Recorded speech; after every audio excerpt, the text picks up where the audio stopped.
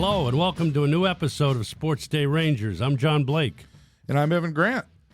Are the Bats finally waking up? Well, the Rangers went 3-3 over the last week, but the headlines on the club, a little bit skewing negative. Josh Young is at AAA, and Kevin Pillar had some things to say on his way out while announcing his retirement.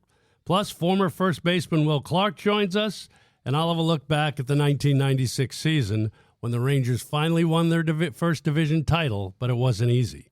Why didn't you say we are thrilled that Will Clark will join us? I guess I didn't think of it. Yeah, well, exactly. If you're listening to it for the first time and you haven't heard our witty banner, this is our weekly spinoff of the Dallas Morning News Sports Day Insider podcast.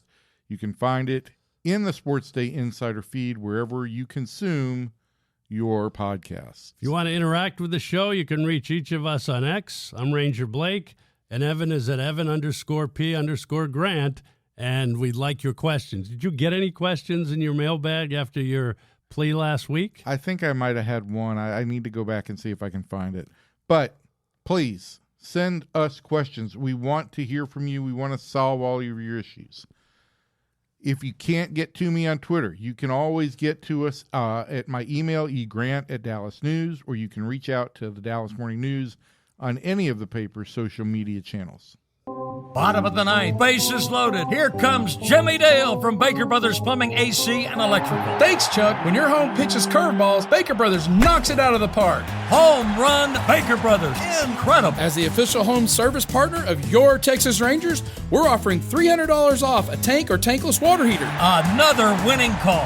Visit callbakernow.com or dial 214-342-1171 today. Baker Brothers. Great service. So the All-Star selections for the 2025 All-Star Game next week in Atlanta were announced the other day. And frankly, I mean, I'm not as in tune to the All-Star. The last 2 years have been quite an All-Star crush for me. 2 years ago in Seattle, the Rangers dominated the game with 5 starters. And then, of course, last year in Arlington, it was nonstop for about a week. And Bruce Bochy was the manager of the team. But Jacob deGrom was picked for the 5th time. It's a great story, coming back for his first All-Star selection since 2021. I think, what do you think of the selections? Should the Rangers have had somebody else? And what about deGrom? Does he have a chance to pitch in the game? I really do wonder what the situation is going to be with Jacob. I know he has made it very public that he's thrilled about this and wants to be able to share it with his family. And I don't know if that just goes to the experience of being around the All-Star atmosphere and being at Home Run Derby and all of that, or if he wants them to see him pitch.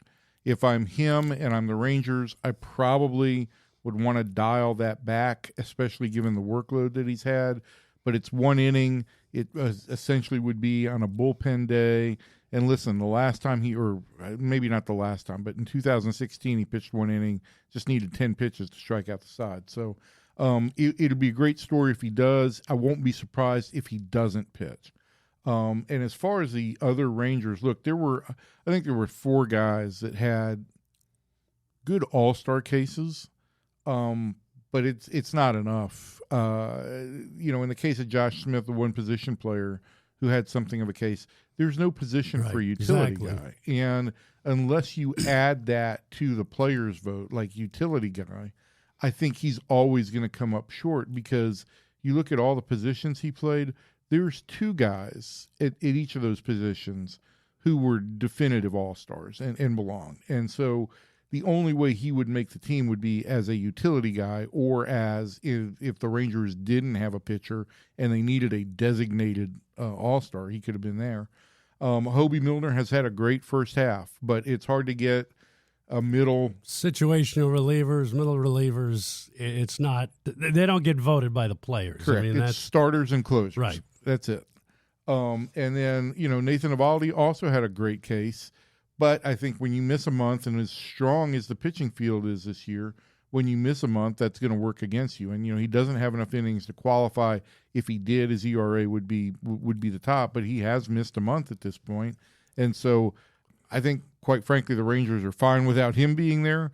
And I'd love for Nathan to get another All-Star bid, but I think that you can't argue that there were any mistakes any egregious mistakes over him in the All-Star pitching selections. And I think the way the selections go now, the players do a great job at picking the pitchers and the reserves. They get the right guys there. It is a much different vibe than the All-Star used to be 15 years ago, where you did get, aging stars that kept getting voted in and making All-Star teams. I realize from MLB, would you rather have a Mike Trout or a Bryce Harper or somebody like that at your game? But you're getting the best players, and frankly, that's who should be at this All-Star game, are deserving players from 2025. And look, MLB has the ability now to name legends. And correct. Clayton Kershaw has been named to the All-Star team as a legend. So if they want to do that, they can do that. But I do think that in terms of the guys who are having the best seasons, the All-Star process is about as good as it's ever been. And I do think, to that point too, John, I think that fans, I don't want to say more educated, but I do think that fans get the starters mostly right. If not the right guy, certainly somebody who's in the picture, and then the other guy who's going to end up playing more at bats probably gets voted in by the players. And we're going to talk Ranger All-Star memories next week. I've got a couple of stories where I might have gone off on a selection of an MVP one or two times, but we'll get into that more next week. So let's talk about the Rangers as they stand. They've gotten Evan Carter, Jake Berger, Wyatt Langford back in the lineup. Looked pretty good offensively on Saturday night at San Diego.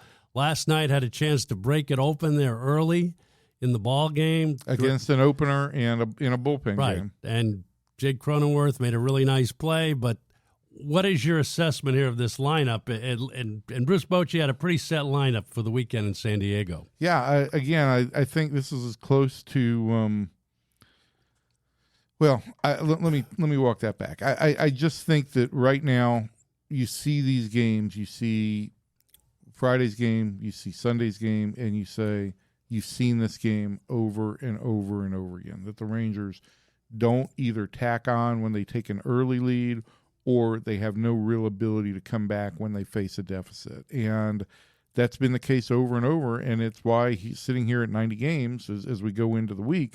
They were 44 and 46. They've had ample opportunities to get back over the hump at 500, and they just haven't taken advantage of it.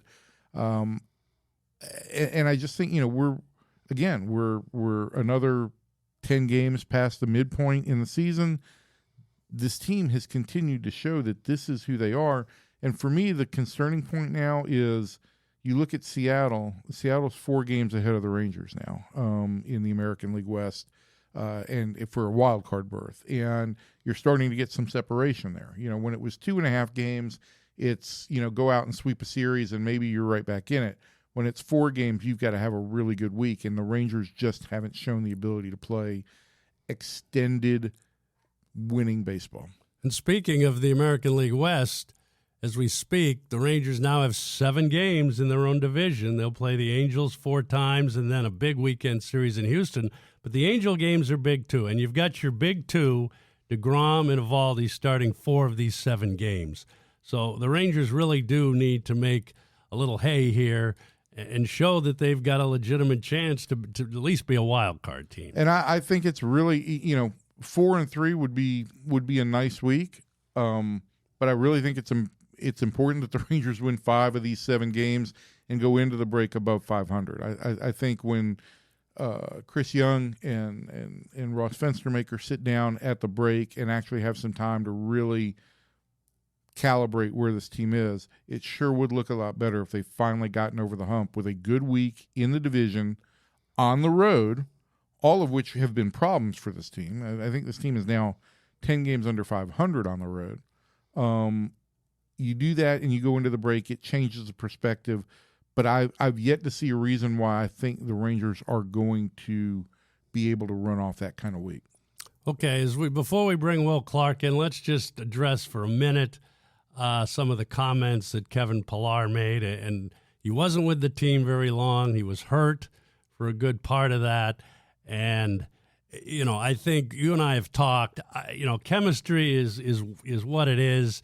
And you don't see teams that are struggling, very few teams have whatever it is, good chemistry or whatever. And essentially, this is a lot of the same guys who were here in 23 when everybody was talking about the card games and everything like that. Look, and the card games in 23 and some of the other things didn't really develop until late in the year. Right. All of the elements that Kevin talked about, I'm not going to dispute any of them. The idea that there aren't guys just sitting around talking baseball a lot, we certainly don't see that. But I do need to make it clear to people that what the media sees is just a glimpse. And you know this better than I, especially in this clubhouse, which is huge. And there are much more player amenity and not just amenity, but workstations for players to go and do their pregame stuff. And listen, if Corey Seager isn't in the clubhouse and he's not taking batting practice on the field, let me assure you, it's not like he's taking time off. He spends good 2 or 3 hours every day on the phone, FaceTiming with his hitting instructor to work on his swing. I think the bigger issue for this club is not so much like what happens in the clubhouse. I think it's the thing that Chris Young addressed earlier, and that's the lack of team connectivity in the dugout during games. It's part of why I think iPads were taken out of the dugout for a few days, is there was some need to coax this team. And I've said this in other interviews, John, that I don't think it's just isolated to the Rangers. I think Correct. This is throughout baseball. And I'm really interested to talk to Will about what he sees as a hitting artist, what he sees in the game. But I think that the idea that this team is a little bit individualistic in the way it approaches the games, I think you can see that on the field. I don't think you need some great sense of eyes inside the clubhouse to see that. But when it works, when everybody's having a good year, like they did in 23, it looks great. And, you say all you got to do is be ready at 7 o'clock. And when it doesn't work, then you're saying, well, what can we do to try and make it work? Coming up, our guest on the podcast is a guy who was a catalyst in the first extended run of success in club history. Will Clark spent 5 years with the Rangers, winning division titles in 1996 and 1998. And we'll talk to Will the Thrill. I got the thrill in there for you. Coming up next.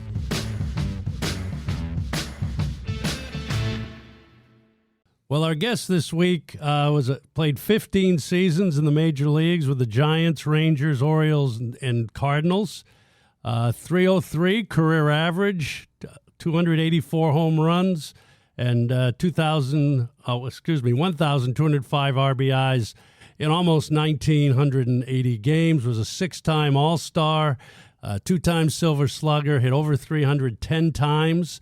Top 4 MVP 4 times, and was the MVP of the 1989 National League Championship Series. Also has the most home runs lifetime off Nolan Ryan, hit 6, including his first major league at bat in 1986. But he came to the Rangers, played 5 seasons from 1994 to 1998. He hit 308, which is the second highest career average in Rangers history, and his .485 on base percentage is the third highest. Hit over 304 times, and was a part of the first 2 postseason teams in Rangers history. Since 2009, he's been a special assistant with the San Francisco Giants, and had his number retired by the Giants back in 2022. We're very happy to have Will Clark with us. Will, thanks for joining us today. It's my pleasure, John. I'm looking forward. So let's start. We're going to talk about the Rangers here. You're coming off, really good. What would it have been? It would have been 8 seasons in San Francisco from 86 to 1993. And then the Rangers, you signed with the Rangers after the 93 season, going into the new ballpark. So just tell us a little bit about the circumstances with that. You're replacing, Rafael Palmeiro as the Rangers' first baseman. How did you come to sign with Texas? Well, the basically said, I should go free agency. And so I went out there and I looked, and it was Baltimore, Texas. And, one thing about the negotiation all the way through Texas was they were very consistent. they laid out their contract, and then they stuck with it, and I really appreciated that. And so I decided to sign with them. I was fairly close to home. I'm from New Orleans, so a lot of friends and family come see me play. And then it was one of those things where it was a good challenge because the Rangers had a good foundation for a ball club, and trying to get into the playoffs and eventually the World Series. But that it was a club that had never been to the playoffs at that point in time, and I don't know. Like when deGrom signed here, the idea was brought up that this team had never won the World Series. Did you feel like, Baltimore had a lot of tradition, and you had come from a team that had a lot of tradition and had success. How much did that weigh on you that you were going to a place that really had not ever known success, or was it something that you did embrace? It was actually something I really embraced. It was like, I've been on several teams over the course of my life going up to that point where, teams kind of underproduced, I guess you wanted to say. And especially for the Rangers. I mean, it wasn't the fact that they didn't have enough offense. That was without a shadow of a doubt with, Juan Gonzalez and Pudge Rodriguez and, Jose Canseco was there in '94. And so, there was a lot of offense. It was just the fact that we need to stop the other team. And, '94, as you'll probably get to, wound up being a strike year, even though we were in the brand spanking new ballpark.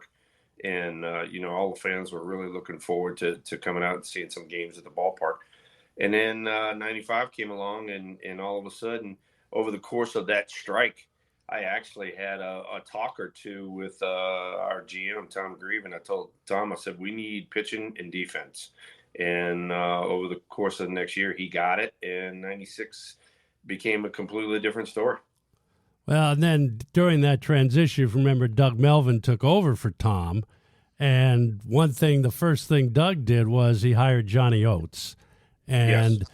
What kind of change? And we can compare 94, 95, but did you see, obviously the first part of 95 was very tumultuous with the replacement players and you guys not getting back till April. But did you see in 95 that this team with Johnny at the helm could be the start of something special? I definitely could see it being something special. Johnny was very mellow in his demeanor, but at the same time he had a lot of confidence and then a lot of emotion. Will, Johnny's been gone, unfortunately, for over 20 years, and there's an entire group of Ranger fans that have grown up not knowing really what this guy's contribution was to this club. You've described him as mellow. I also knew him as a guy who was very he was, I'd say, a little bit tightly wound around media for sure. But one thing that I thought he understood so well, and this plays into what you did so well, was let the players run the clubhouse. And I'm curious as to, like, from a leadership role, you were in a leadership role. How did what Johnny do empower you? I don't know if you needed to ever be empowered, Will, to be perfectly honest, but how did what his approach kind of work with your approach to policing the clubhouse? I was fortunate enough to have Dusty Baker as a manager in '93, and Dusty, kind of trusted his veterans to run the clubhouse, and so, that was pretty unique, and I loved doing that role because not only myself but also some of the other veterans would take up shop, and then all of a sudden you look up and you got Mickey Tettleton and Mike Hanneman, people like that. So you had other veterans that really kind of stepped up and helped run the ball club. That way, Johnny, could manage the day-to-day stuff and not have to worry about the little things in the clubhouse. And another guy that did it later on in my career was Tony La Russa. He did the same thing. And so it's really a good formula if you get some veterans that are all on the same page and control while the manager oversees it. So, Will, talking a little bit about that '96 team, and we had Rusty Greer on a few weeks ago. Technology worked better for Rusty, by the way. Right. Yeah. Technology is not working for Will the Thread. But getting back, all 9 starters on that team had over 500 at bats. Johnny had a lineup, and he just played it for basically 161 games, 160 games, because that 161st game after we clinched, you guys, I don't think were in any shape to play. But, Rusty said, especially in his case, he took the lead from you, playing with little injuries and that kind of thing. And he said that, I lockered next to Will, and if I knew Will was going to be in the lineup, it kind of put the onus on the rest of us to go out and play. How did you see that? That was what, one of the attributes of a leader is the fact that, it's like, hey, follow my direction, because I'm gonna do what I say. And I learned that from some of my veterans in San Francisco back in the day, and coming on board to Texas, like a perfect example would be like Pudge. I mean, for as great as Pudge was, he would he would kind of every now and then come up with an excuse to not play. And then, I'd walk up to him, Johnny would tell me that, and I'd walk up to him and I'd go, look, we need you today. Come out here. Let's bust our tail today. And then, you'll get an off day down the road. And I'll promise you'll get an off day down the road. And Pudge would go out there and he'd play that day. And we normally wound up winning, believe it or not. And so then you fast forward and you got a guy like, as you talked about, Rusty Greer, who's a new player, and it's like, Rusty, the only day you feel really 100% is your first day of spring training. After that, it's kind of downhill, and so you got to make do with the little injuries and the bruises, and you get hit by a pitch, and I don't have time to take a day off. I need to play, because my presence in the lineup means a lot, and especially Rusty, being a 3-hole hitter, then he's setting up the lineup coming behind him. So he needed to be in there. So, those are the kind of little things that we did as leaders and veteran players to show the younger guys, hey, look, you can play and you can be really successful, even though you're not 100%. Two things. One, I don't think that was exactly the way you delivered that speech to Pudge, but we'll let it go for this podcast. Yeah, that wasn't exactly kind of the way. I toned it down for your audience right there. Thank you, Will. But listen, I've told this story to people time after time after time when they, I wasn't here in 96, but I got here in 97. And for me, the greatest example of leadership that I saw from you was really in kind of your final couple of weeks with the Rangers was in September of 98 when you play, and we're talking about playing with injuries. Was it a broken foot or a broken toe that you had in Baltimore? No, it was it was a broken elbow that I had with the Rangers, and I played through it. No, but in Baltimore in September of 98, you had like a broken foot or a broken toe. You strapped on, I remember watching you during BP, you strapped on like some piece of plastic that you had cut off of one of Pudge's old shin guards. You went out there, and that night you had 2 infield hits, right? This is a team that's down. You were bothered by plantar fasciitis that year. That was what it was. And then I had fouled the ball off like Evan was talking about. I broke a toe. So. Yep. You had 2 infield hits in that game, right? And set up a 5-0 comeback. So, I mean, that's the example kind of for me that showed what a leader you were, was the idea of we go out and we post up every day. You remember that, what I'm talking about?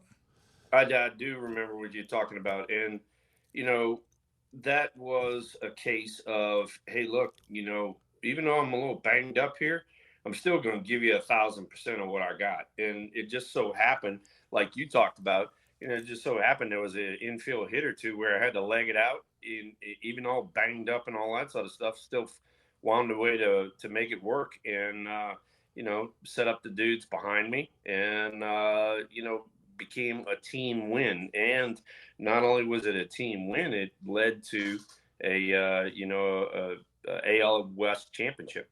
Yeah, I mean, I think everybody had almost given up on that team with about 20 games to play, and you guys really came back after that stretch. That was a 5-0 lead that they overcame in Baltimore. Right. And in the ninth inning, Will legs out an infield hit, and Pudge then hits a home run to give it a 6-5 lead.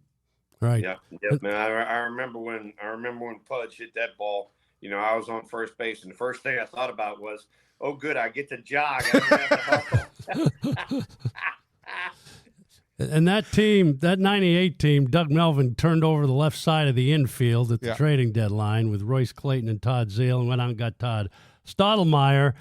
But that leads to the question, and the 2 years you were there, you know, not being able to get over the hump with the Yankees, the 2 years, 96 and 98, those Yankee teams were absolutely dominating. But it was a little frustrating, I would say, for the ball club that we didn't have more success in the playoffs, especially 96, which was really frustrating after winning Game 1 in New York. Yeah, no, we winning Game 1, and we were actually winning Game 2 late in the game, and wound up, you know, giving up that lead.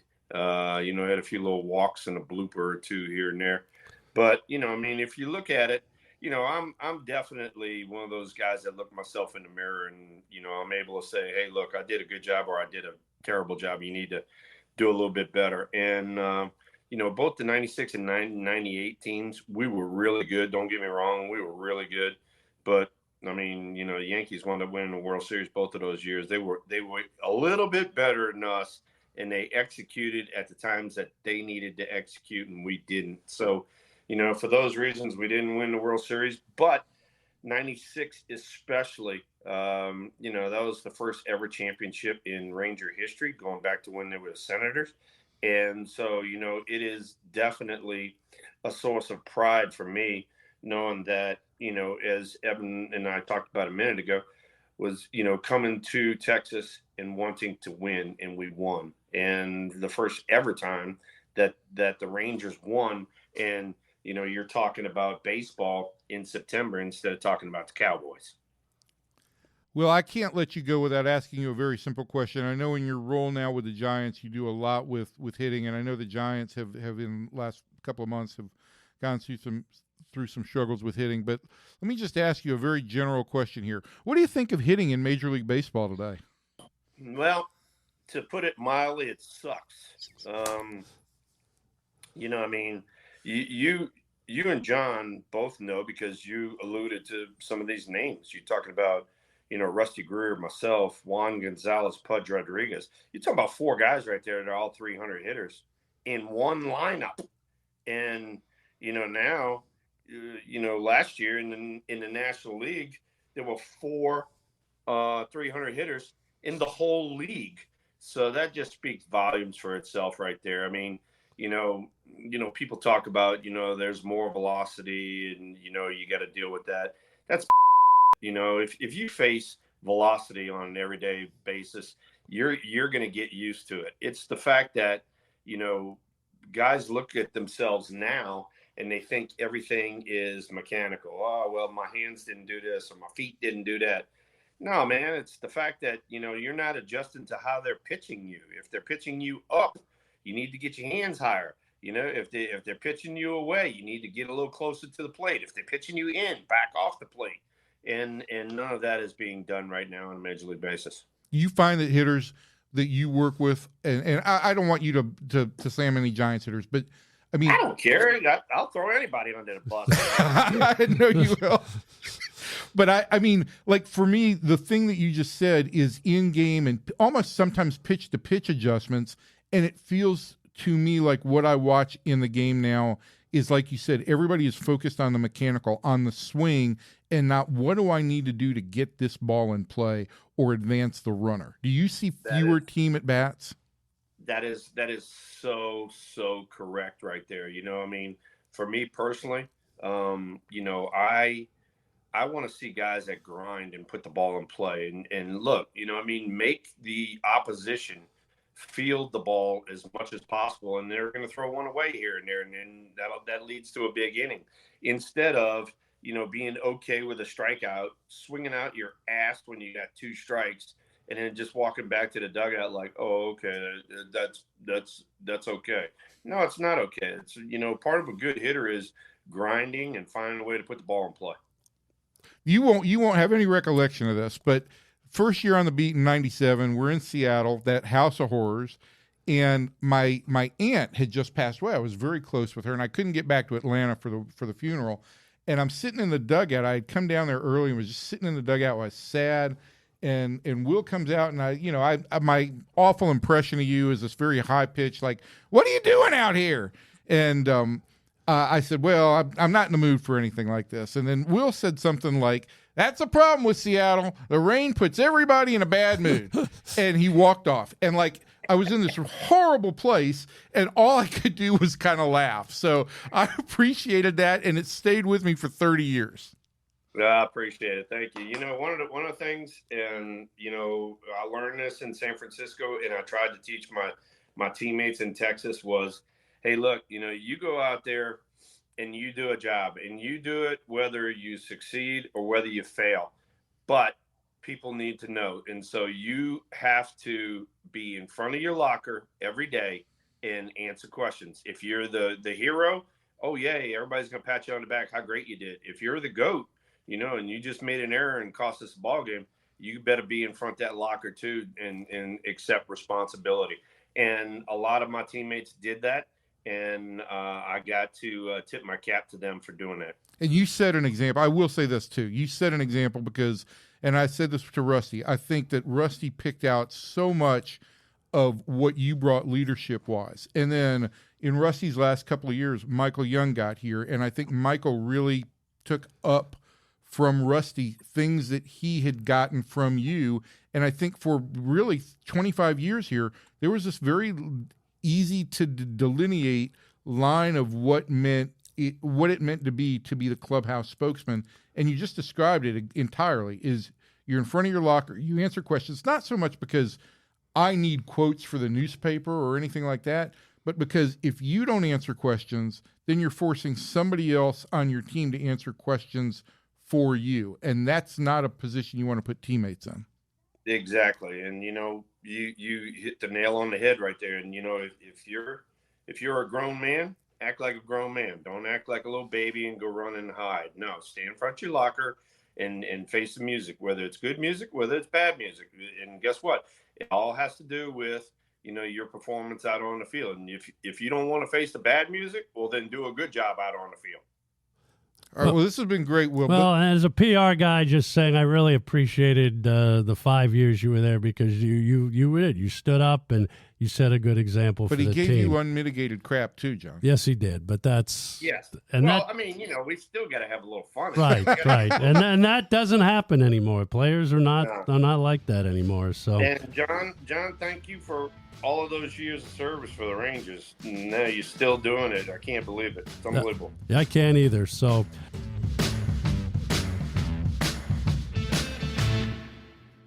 Well, Will Clark was obviously a big part of the 1996 season, and it was an interesting year for the Rangers. Obviously, they broke that playoff drought, and, having worked here for a long time, saying this club couldn't withstand the second half collapses because of the heat, it was interesting how the club actually won the division that year.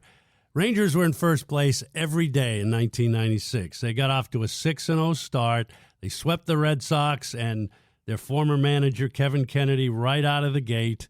And on September 11th, they were 83-62 with a 9-game lead. And from that point on, things got a little hairy. The club lost 9 out of 10, went to Seattle as part of that. And at that point in the Kingdome, it was a house of horrors for the Rangers. Doug Rader, I think, called it the Voodoo Palace when he was managing.